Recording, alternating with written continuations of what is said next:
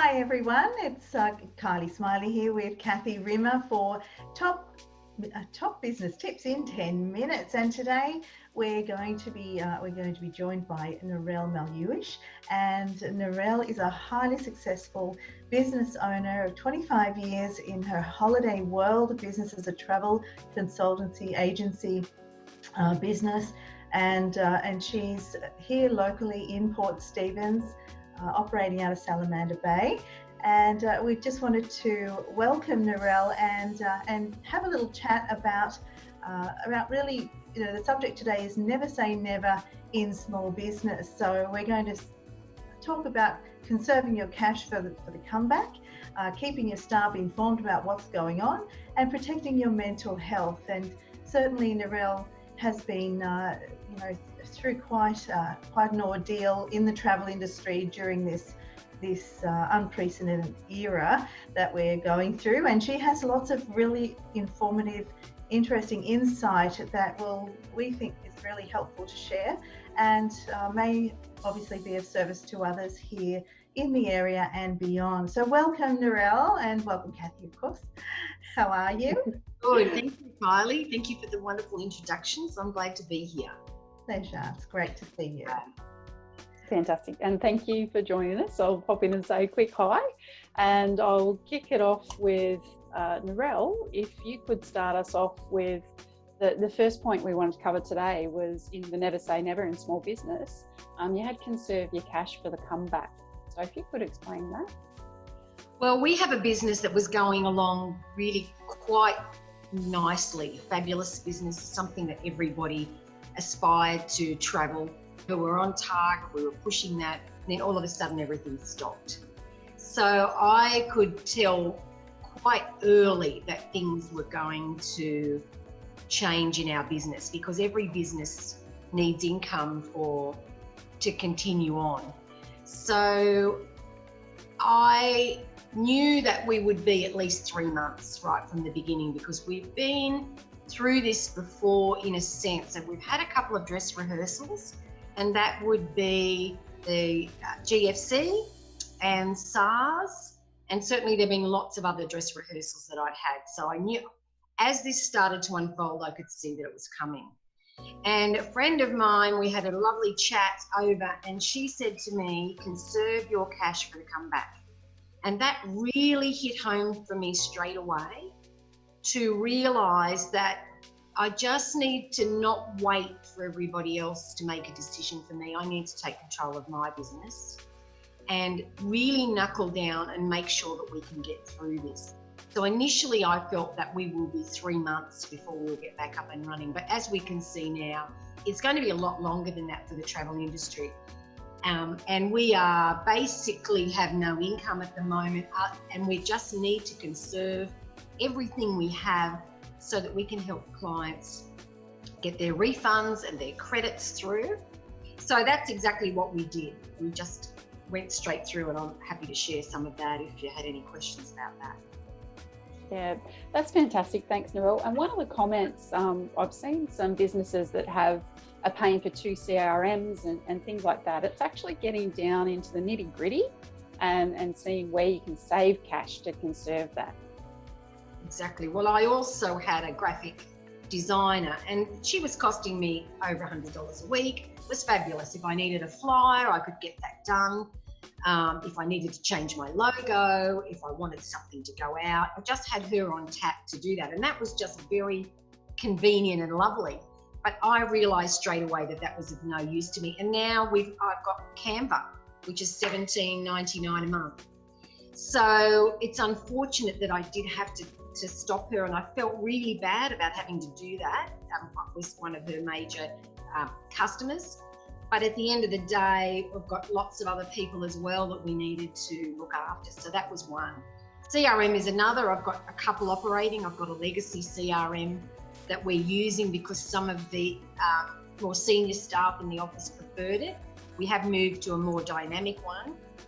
And unfortunately, I can't cut the second one of that, but when that expires, I'll certainly get rid of that second one. It is a matter of going through and looking at anything that you were wasting money and just didn't have time to go back and look at your subscriptions, if that's definitely the thing.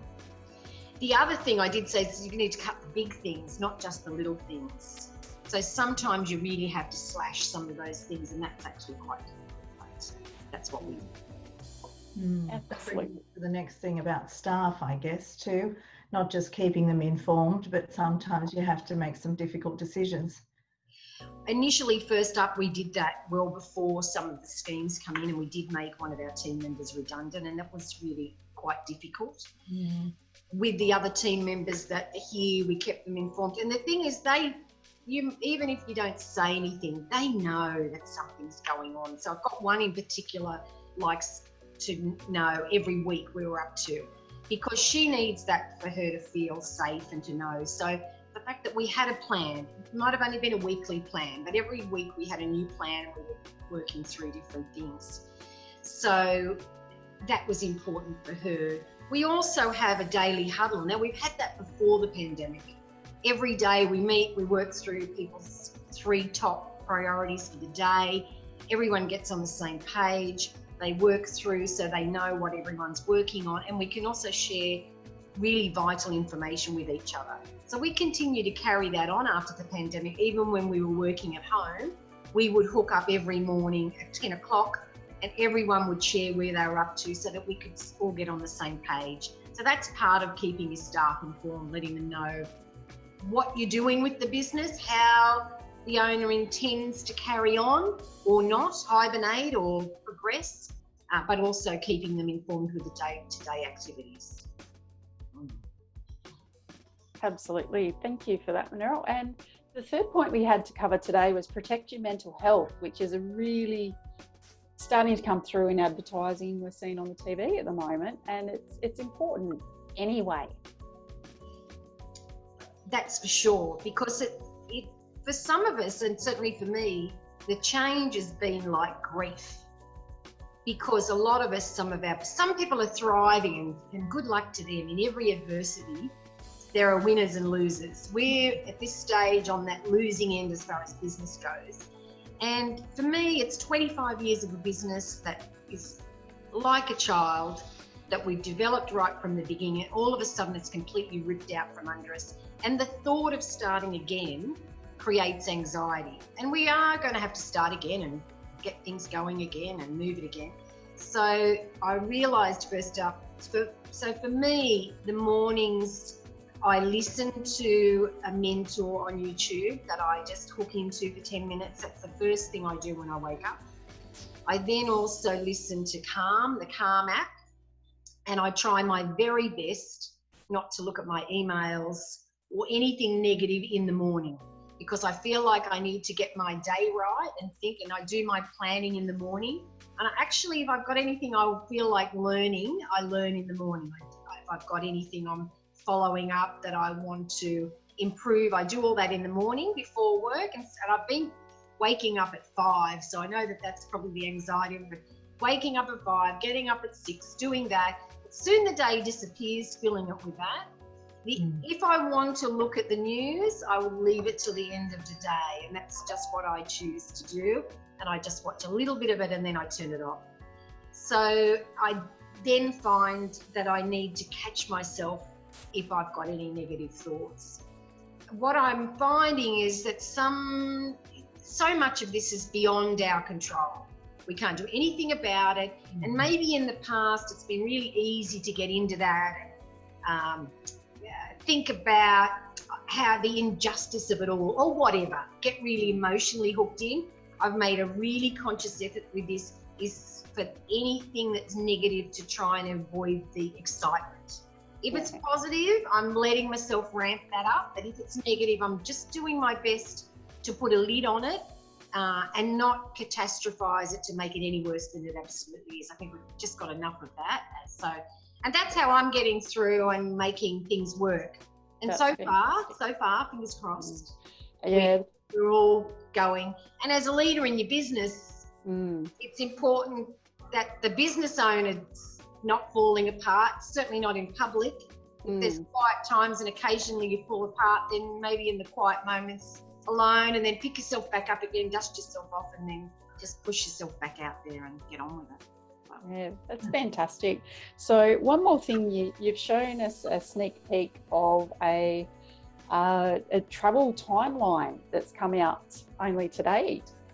So dining, it's got the 1, 2, 3 steps. So we're at the end of May and we've got the dining starting and then the pubs opening and things like that. So business events are saying they're going to start in September, and then cultural events a little bit earlier than that. But domestic travel is down for the 5th of June. So we can't wait.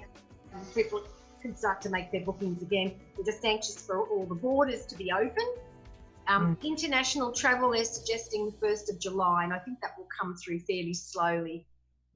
Periodically, maybe with the New Zealand to that, maybe the South Pacific. And then into 2021 will be some of the other major destinations. I love that guide. It's so clear and easy. I know. So I'm printing that today, and that's going to go up in our office so that we can look at that whenever we have a setback and know that we're on the road to moving forward. That's yes, right. And that's such a relief for everybody. Yes. So wonderful. So thank you for your time, Narelle. It's been an absolute pleasure hearing your story of what you've done over this time, and in sharing that with our Business Stars group has been fantastic.